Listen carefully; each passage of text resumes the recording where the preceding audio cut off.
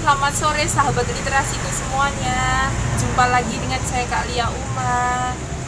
Nah, kali ini kakak akan berbincang dengan Bunda Zakia Azhari. Beliau merupakan pegiat literasi yang sangat luar biasa. Kalau gitu langsung aja ikuti bincang kakak dengan Bunda Zakia. Alhamdulillah teman-temanku semuanya, di sini saya sudah bertemu dengan Bunda Zakia Azhari. Beliau merupakan pegiat literasi yang sangat luar biasa. Selain itu kebetulan beliau juga pendiri Pena Ananda Club ya Bunda ya. Oh ya. Kalau begitu langsung aja kita simak materi dari beliau, yakni tentang manajemen taman baca masyarakat. Pasti beliau sudah sangat luar biasa kalau menjelaskan perihal tersebut. Insya Allah. Monggo Bunda.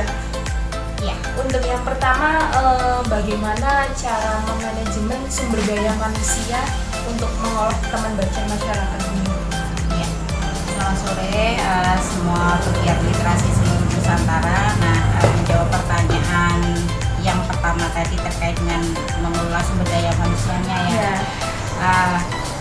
Semua sumber daya manusia di Sanggar Kepenulisan Pena Ananda ini lebih berfokus pada kerelawanan.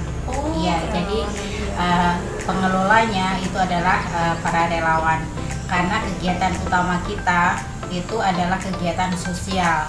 Jadi gerakan literasi berbasis sosial atau sosiopreneur ya kalau istilah kita ya, sosiopreneur. Nah,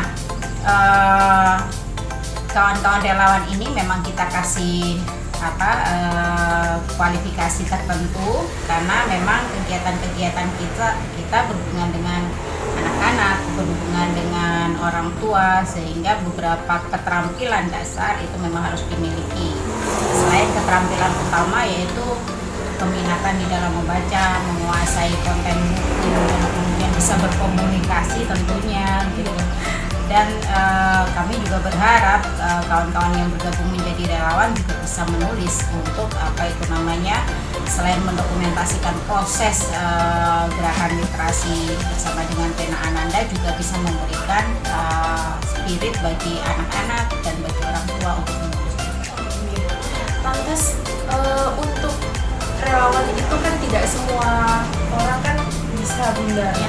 Bagaimana cara Bunda memantapkan hati para relawan tersebut agar tetap bisa bergabung di Pena Ananda itu sendiri? Ya, jadi kami ada satu proses. Yang pertama adalah pendaftaran dan yang kedua adalah pendadaran. Nah, di pendadaran itu kami berdiskusi bersama dengan kawan-kawan relawan untuk yang pertama adalah mengenali potensi-potensi mereka. Sama nggak potensi mereka dengan apa yang dibutuhkan oleh Sanggar Kepenulisan Pena Ananda. Nah, kemudian bisa nggak potensi-potensi mereka atau katakanlah harapan-harapan mereka itu dipenuhi dengan proses gerakan literasi di Pena Ananda. Jadi kalau sudah klik gitu kan, spirit itu bukan lagi dari Pena Ananda tetapi dari kawan-kawan relawan itu sendiri. Jadi pendadaran merupakan salah satu cara bagi Pena Ananda untuk memantapkan niat kawan-kawan relawan, terus kemudian menemukan potensi-potensi dasar yang bisa mereka kembangkan untuk melakukan gerakan bersama Pena Ananda di masyarakat.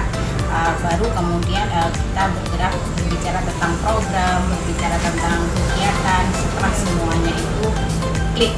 Ya, luar biasa sekali. Nah, kemudian Bunda, saya lihat itu di berbagai akun sosial medianya, untuk kegiatannya di musim pandemi COVID ini sepertinya tetap berjalan. Nah, itu bagaimana cara Bunda memanajemen di kegiatannya juga? Ya, jadi di masa pandemi ini memang kami mengalihkan dari kegiatan-kegiatan luring atau di luar jaringan menjadi kegiatan-kegiatan daring atau online. Itu bukan hal yang mudah, karena yang pertama tidak semua kawan-kawan relawan itu juga memiliki keleluasaan di dalam internet gitu ya.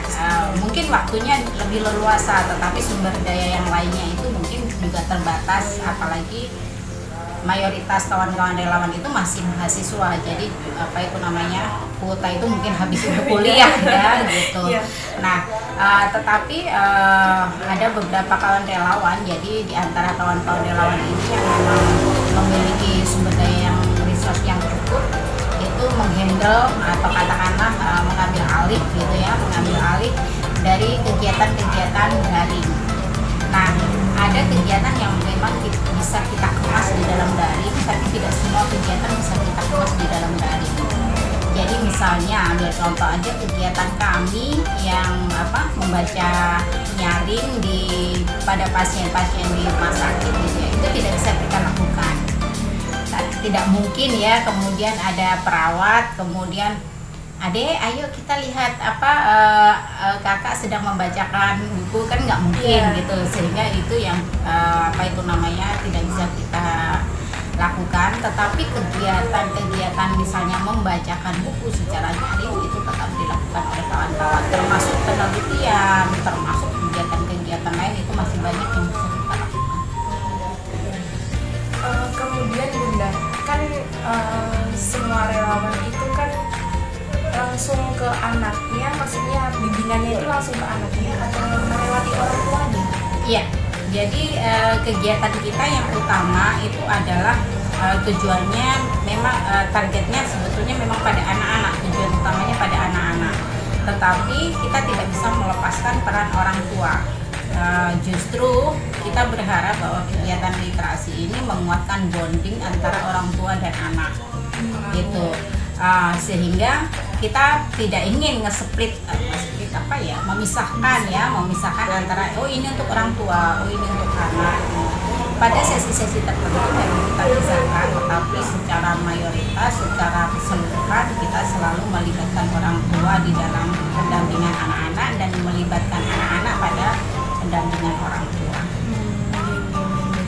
Nah, tentu saya lihat koleksinya juga lumayan banyak, cukup banyak sekali, dan itu pengadaannya juga dari ya. Kalau awalnya sebetulnya koleksi pribadi ya, koleksi pribadi karena memang sejak kuliah, jadi ada buku-buku yang Bunda dapatkan, Bunda beli gitu ya ketika masih kuliah, dan itu buku-buku namanya juga mahasiswa ya. Jadi buku-buku dewasa yang memang itu berat untuk dibaca kecuali oleh kawan-kawan akademisi gitu. Nah, kemudian ketika sudah punya anak, itu sudah mulai koleksi dengan buku-buku memang untuk usia mereka. Nah, itu pertama kali adalah koleksi pribadi. Nah, kemudian baru setelah kami mempublikasi beberapa kegiatan-kegiatan, itu banyak sekali empati dari kawan-kawan, kemudian berdatanganlah gitu sumbangan-sumbangan tanpa kami minta gitu. Jadi Bunda, di rumah saya ada buku, kayaknya udah nggak kebaca lagi, daripada terbuang atau kemudian saya mau bersedia nggak menerima gitu. Nah, itu cukup banyak. Nah, kemudian dengan kami sering sekali mempublikasi kegiatan-kegiatan kami, itu juga mulai ada respon dari pemerintah, sehingga kami mendapatkan buku donasi dari pemerintah, juga mendapatkan buku donasi dari Pak Presiden gitu, dan dari lembaga-lembaga seperti Dompet Duafa gitu. Nah, kan tadi manajemen orang sudah, terus kemudian manajemen kegiatan, manajemen koleksi juga sudah. Nah, kalau semua itu sudah, lantas manajemen promosinya sendiri bagaimana? Iya, di kawan-kawan relawan ini juga ada satu divisi, yaitu divisi media, dan yang mengelola kegiatan-kegiatan yang terkait dengan publikasi, kemudian sosialisasi, dan kemudian kegiatan-kegiatan divisi-divisi lain yang saat ini membutuhkan ruang untuk mediasi daring gitu ya. Nah, itu dilakukan oleh kawan-kawan divisi media gitu ya. Dan bukan hanya menyediakan menyediakan medianya, tapi kawan-kawan divisi media juga terus mengembangkan kemampuannya untuk membuat tools untuk promosi, publikasi gitu, sehingga publik juga bisa melihat apa itu namanya di media-media sosial kami seperti di Instagramnya Pena Ananda Kreatif, kemudian di fanpage-nya Facebook Pena Ananda Kreatif, dan YouTube-nya itu juga bisa dilihat teman-teman. Itu adalah kerja keras, kerja cerdas, dan kerja hebatnya kawan-kawan divisi media. Terima kasih Bunda, semoga penjelasan Bunda bermanfaat untuk sahabat literasi semuanya. Nah, kemudian barangkali ada pesan dari Bunda untuk sahabat literasi semuanya. Ya, kawan-kawan, literasi ini menjadi tanggung jawab kita bersama, dan salah satu fondasi yang sangat mendasar sekali dalam kehidupan kita adalah literasi.